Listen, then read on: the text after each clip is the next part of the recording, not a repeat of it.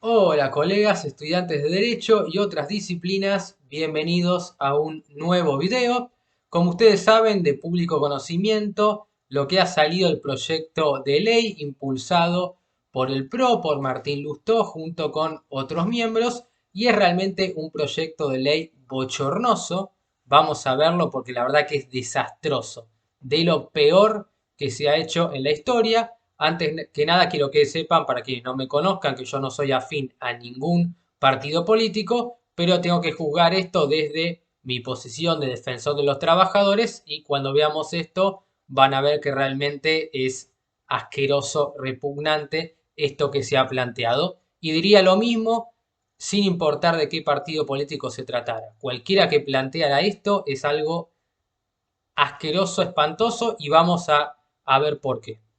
Bueno, ¿qué es esto de este proyecto de ley? Lo que establece es reemplazar el sistema de indemnizaciones que tenemos en el 245, que es el de despido sin justa causa, cuando nos echan sin invocar una causa, es decir, sin haber una injuria laboral o algo grave que impida la persecución del vínculo, simplemente por discreción o decisión unilateral del empleador.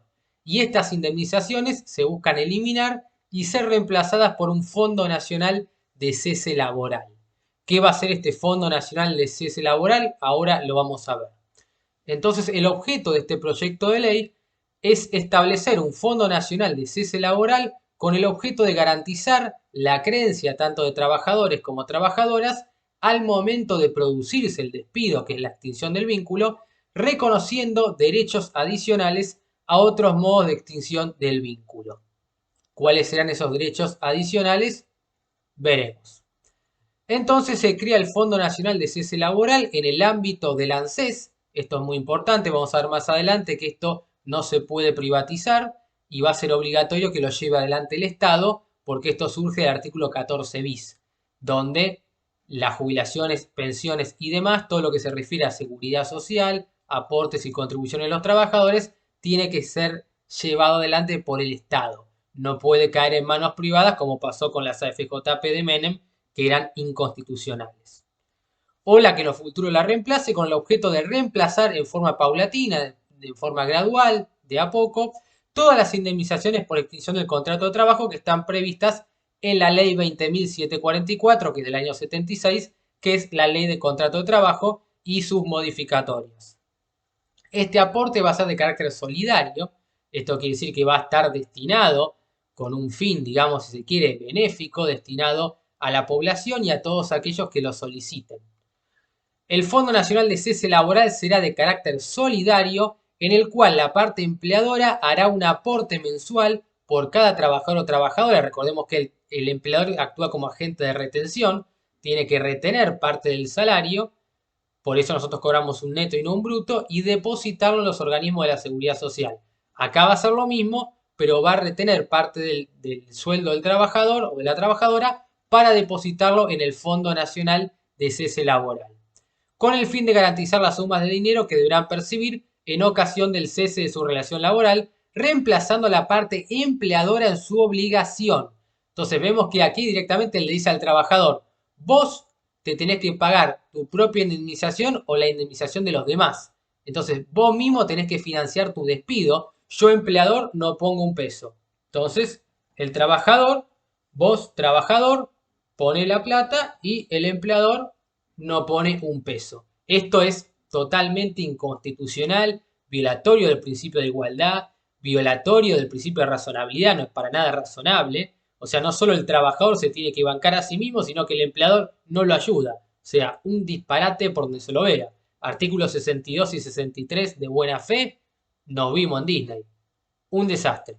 El artículo 4 nos dice que el Fondo Nacional de Cese Laboral va a estar integrado entonces por los aportes mensuales obligatorios que haga cada trabajador, aparte de a cargo de la parte empleadora. Entonces el empleador le va a retener a cada trabajador o trabajadora para depositar en este Fondo Nacional de Cese Laboral y de ahí va a salir la plata para pagarle a otros, el cual se realizará desde el momento en que se inicia la relación laboral. Entonces, desde el primer día al primer mes lo va a tener que hacer, es decir, se va a tener que hacer aún en el periodo de prueba. Esto es razonable.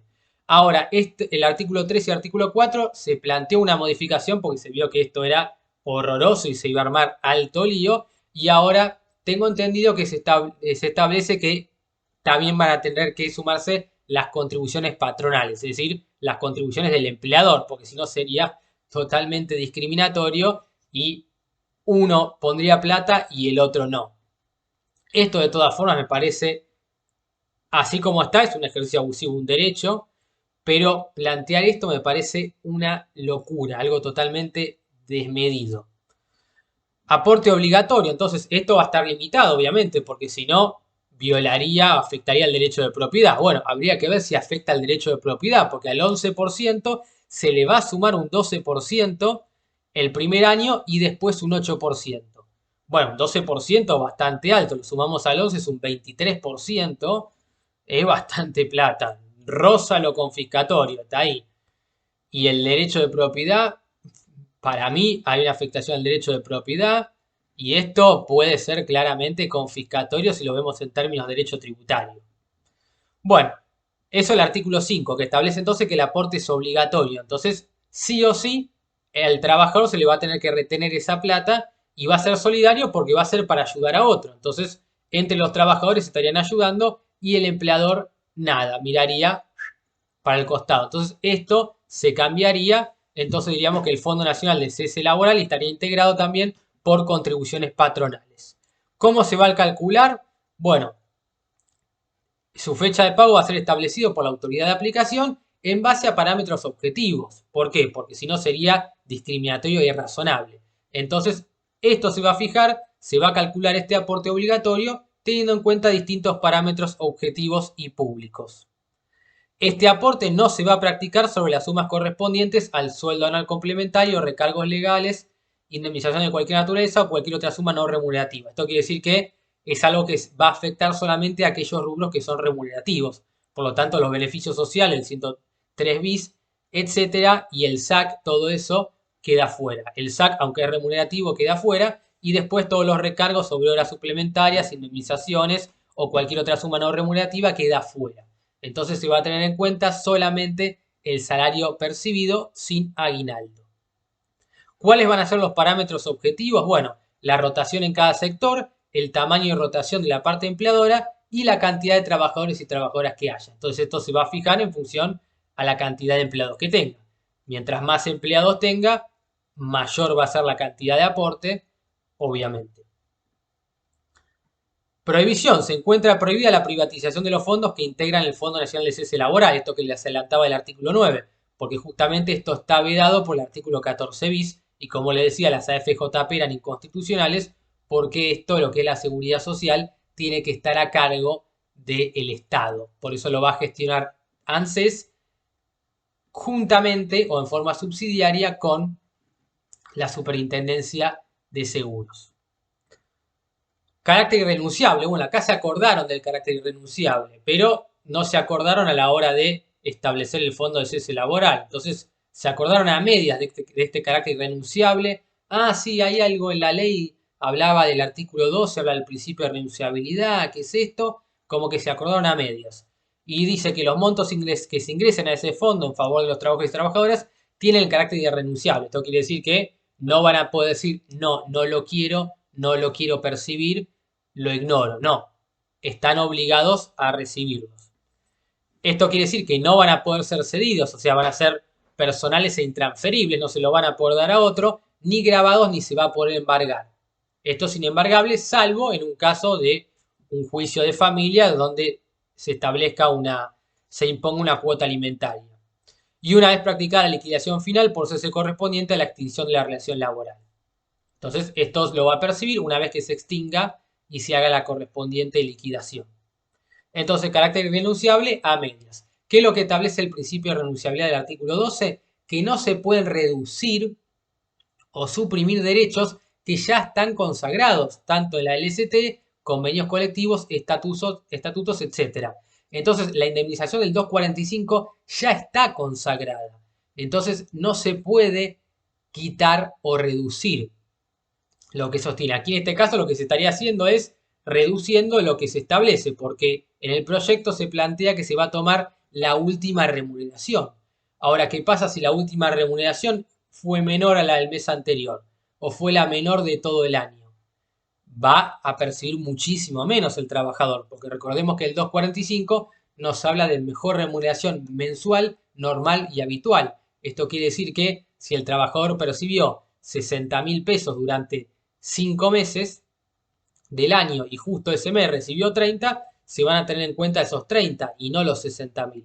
Entonces se reduce considerablemente la indemnización, lo que recibiría el trabajador. Y esto obviamente viola totalmente el principio de renunciabilidad del artículo 12, que va en concordancia con el artículo 7, que prohíbe pactar condiciones menos favorables. Esto quiere decir que si se estipula una condición y el trabajador tiene derecho a tal beneficio, no puede después verse despojado de eso. Esto es realmente clarísimo. Digamos, dentro del derecho laboral, una norma posterior no puede derogar una norma anterior si esa norma posterior tiene menos derechos que esa norma anterior, porque esto va en contra del orden público laboral, que es un conjunto de leyes, un piso mínimo, que es indisponible para las partes, no pueden negociar sobre eso. Por lo tanto, el 245 se puede mejorar, pero no se puede empeorar, porque esto viola este principio de renunciabilidad. Y por supuesto también viola el principio de progresividad en materia de derechos humanos, que establece que siempre hay que ir hacia adelante. Y esta ley es totalmente regresiva porque le está sacando al trabajador un derecho que adquirió. Entonces se ha discutido esto y yo pienso de esta manera, no se puede quitar un derecho adquirido bajo el amparo de una ley anterior. Entonces una ley posterior no puede quitar un derecho adquirido bajo el amparo de una ley anterior. Esto en el derecho laboral es indiscutible. En otra esfera se podría discutir, hay jurisprudencia que dice no, esto se puede hacer. Pero aquí, dentro del derecho laboral, esto es indiscutible. Entonces, si el 245 contempla una determinada indemnización, no se puede tomar la última, porque podría perjudicar enormemente al trabajador. Bueno, se va a crear una libreta digital de aportes, esto va a estar regulado en los artículos 11 a 15, y a partir del artículo 16 se empieza con la extinción de la relación laboral. Nos dice cuándo va a ser el cese, se respeta el equivalente de un mes de sueldo por cada año de servicio, fracción mayor de 3 meses, que es lo que establece el 245, pero luego se establece que va a ser el último sueldo el que se va a tomar, y ahí está el problema. Una vez extinta la relación laboral, el Fondo Nacional de Cese Laboral va a practicar la liquidación final por cese correspondiente. Entonces, una vez que termine la relación, recién ahí va a poder cobrar el trabajador. ¿Cuál va a ser el plazo para acreditar? Bueno, va a tener que ser transferido a la cuenta bancaria del trabajador o la trabajadora dentro de los 5 días hábiles, es decir, no corridos, es decir, no se cuenta sábado y domingo, luego de ser aceptada por él o ella. Entonces, si es un lunes que se acepta, tenemos martes, miércoles, jueves, viernes. El otro lunes tendría que acreditarse ese fondo. El trabajador o la trabajadora va a tener la opción de aceptar esto en forma de pago único o en forma de pago fraccionado, es decir, que se le pague mensualmente, en forma parcial y periódica, disponiendo que el saldo pendiente sea capitalizado y reinvertido. Esto es muy importante. Tanto los intereses como otros beneficios que se generen por dicha capitalización van a ser abonados y reconocidos en las formas y condiciones que establezca la reglamentación. En este segundo caso, obviamente, esto se va a ajustar por inflación, pero lo cierto es que seguramente se va a ajustar menos de lo que es una inflación del 5 o 6% anual si no consideramos la del supermercado, que es mayor.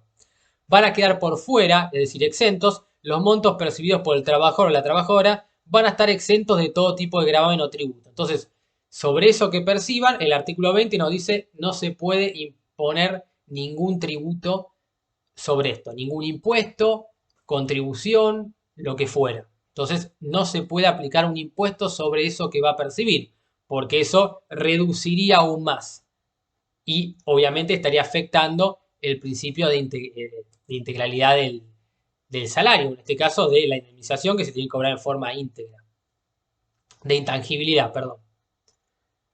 Se va a poder rechazar la liquidación final por cese. En ese caso, la parte trabajadora que rechace la liquidación final por cese practicada en razón de que considera que alguno de los datos o hay cuestiones que están mal, el Fondo Nacional de Cese Laboral se va a abstener de abonar la misma suma hasta tanto la parte empleadora o en su defecto un juez acrediten la certeza. Entonces esto quiere decir que el Fondo Nacional no le va a pagar al trabajador en caso de que diga esto está mal, hasta tanto la parte empleadora reconozca eso o un juez acredite y diga sí, tiene razón. Entonces esto podría justamente estirar y si no se contempla bien la inflación cobraría menos. Entonces perdería notoriamente el trabajador en caso de que le practicaran mala liquidación por no contar algún rubro que tuviesen que contar. El periodo de prueba. Las relaciones laborales que se extingan por cualquiera de las partes durante los primeros 3 meses van a ser consideradas a prueba. En este supuesto no corresponde indemnización alguna, es lo que establece el 92 bis actualmente, pero agrega que no hay obligación de preavisar. Entonces borra totalmente el preaviso. Entonces la indemnización por falta de preaviso el trabajador la pierde. Y esto es un derecho que ya está consagrado, entonces estaría renunciando y esto violaría el principio de renunciabilidad y de prohibición de pactar condiciones menos favorables. Y también, aunque no lo aclara, dejaría afuera también la integración por mes de despido. Entonces al trabajador lo van a poder despedir cualquier día y va a ser lo mismo. No va a tener derecho a cobrar los días faltantes. Y no va a tener que ser avisado, por lo tanto lo despiden de un día para el otro, el trabajador se quedó en la nada y sonó. Entonces, adiós 245, adiós preaviso, adiós integración por mes de despido. El fondo de cese laboral va a practicar la liquidación y va a abonar al trabajador o a la trabajadora, aun cuando el empleador no depositara esto. Ahora, entonces, ¿cómo va a salir la plata? ¿De dónde va a salir la plata si el empleador no está realizando los aportes? Si el artículo 4 sostiene que se va a financiar con los aportes que haga el trabajador. Si no le retiene al trabajador, ¿cómo se va a financiar? Y aquí, hoy teníamos contemplado el 132 bis, que es la indemnización que corresponde al trabajador cuando el empleador incumple con su obligación de agente de retención, es decir, no deposita los aportes a la seguridad social. Y ahora, si el empleador no lo hace, no va a tener que pagarle el 132 bis. Por lo tanto, es otra indemnización, en este caso una agravada, que se deja de lado. El artículo 24 nos habla de la mora. En caso de mora, la suma va a ser objeto de incrementación así obviamente para evitar la inflación, pero en caso de mora, si no se ajusta a la inflación que corresponde, el trabajador termina perdiendo. Entonces pierde en todo sentido. Obviamente, repetición al empleado, el fondo le va a tener que cobrar en caso de que el empleador no deposite y tenga que sacar la plata de ahí con los intereses y multas que correspondan. Ahora, el artículo 26, uno de los más polémicos, va a poder rescindir la relación laboral el empleador durante los periodos de licencia inculpable, que esto hoy está imposibilitado por ley, que es en los casos del artículo 208. En el caso de que la parte empleadora extinga el contrato durante los periodos de licencia inculpable, que son los del 208 de la LST, va a tener que abonar al trabajador o a la trabajadora las remuneraciones y hacer efectivos los aportes con destinos al fondo de cese laboral, correspondientes a todo el tiempo que faltare para el vencimiento de dichos periodos. Entonces va a tener que pagarle las remuneraciones y estos aportes que correspondan por el plazo que falte, con los aumentos que correspondieran y fueran dispuestos en caso de que hubiese un aumento laboral, se lo va a tener que pagar. Pero puede rescindir el contrato sin tener que pagarle aquí una indemnización. Entonces acá está lo más grave. Entonces el trabajador se encuentra enfermo y lo limpian. Y eso puede ser tranquilamente un despido discriminatorio, porque lo estarían despidiendo simplemente porque está enfermo y no puede trabajar. Sería totalmente discriminatorio esto. E inconstitucional a mi modo de ver, porque hablamos de condiciones dignas y equitativas de labor, tendría derecho a la permanencia en el puesto de trabajo y ese derecho a permanencia en el puesto de trabajo se lo sacan. Por lo tanto, el trabajador pierde el derecho a esa estabilidad que tiene por un momento en el empleo. Desastroso. Y durante el periodo de prueba, el trabajador o trabajadora va a tener derecho a las prestaciones por accidente o enfermedad y por accidente o enfermedad culpable que va a perdurar hasta la finalización del periodo de prueba. Bueno, esto tiene derecho y está estipulado, no cambia. Pero bueno, también en caso de fallecimiento, el trabajador o trabajadora va a tener, en caso de fallecimiento del trabajador o trabajadora, el 50% de lo que le correspondiera según lo dispuesto por el artículo 17 va a ser abonado por el Fondo Nacional con la sola acreditación del vínculo de todas esas personas que están enumeradas en el artículo 53 de la ley 24.241. Entonces es la mitad de lo que le correspondía, entonces por eso el 50%, porque estaríamos hablando de la indemnización del 247, que es la mitad del 245. Entonces aquí se está respetando, luego lo otro sigue igual. En caso de que no existan herederos, una vez que transcurran 2 meses del fallecimiento del trabajador, sin que se presenten herederos o beneficiarios, el saldo que le correspondía al trabajador directamente va a pasar a integrar el patrimonio del Fondo Nacional de Cese Laboral. Entonces, se ampliaría y se beneficiaría este fondo.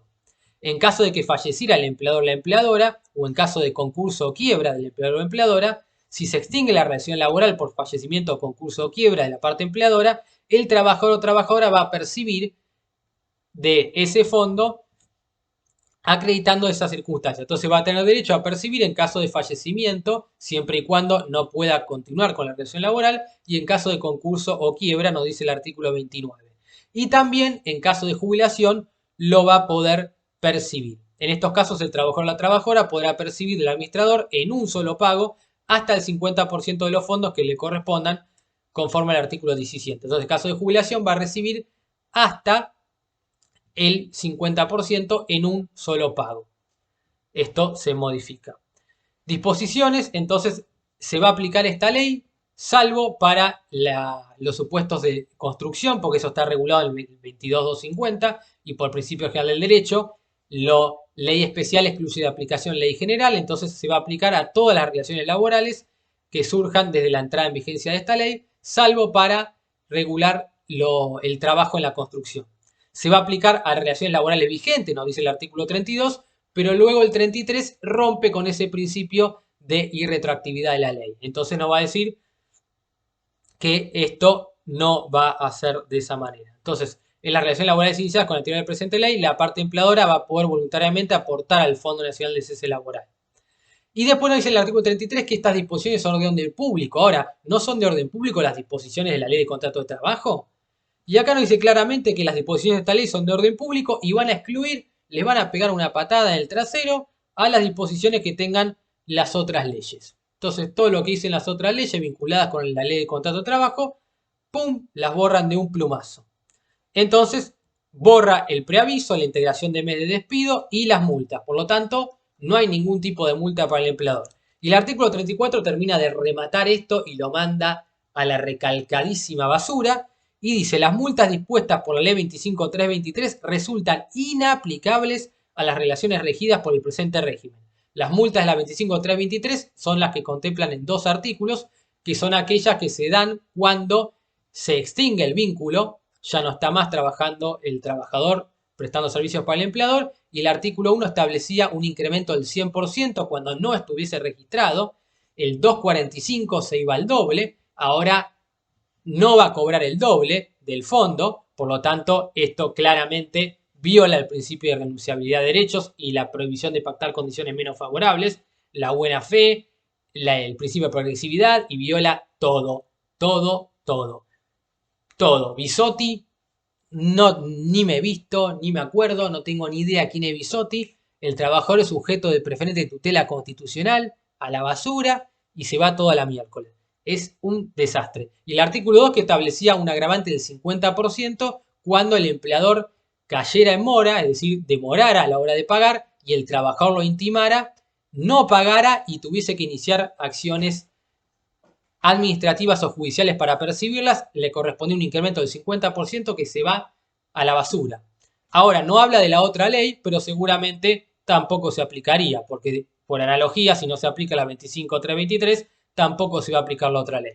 Así que bueno, perdón que me extendí un montón, pero la verdad que este proyecto de ley es un asco, es repugnante, es desastroso. Si se llega a aprobar esto, más vale que lo declaren inconstitucional porque se va toda la miércoles. Volvemos al 2001 y se revienta todo.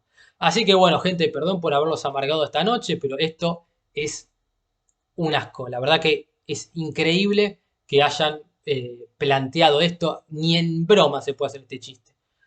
Un saludo muy grande y vamos a patear esto y tirarlo a la basura. Metámoslo en una bolsa de consorcio y lo tiramos.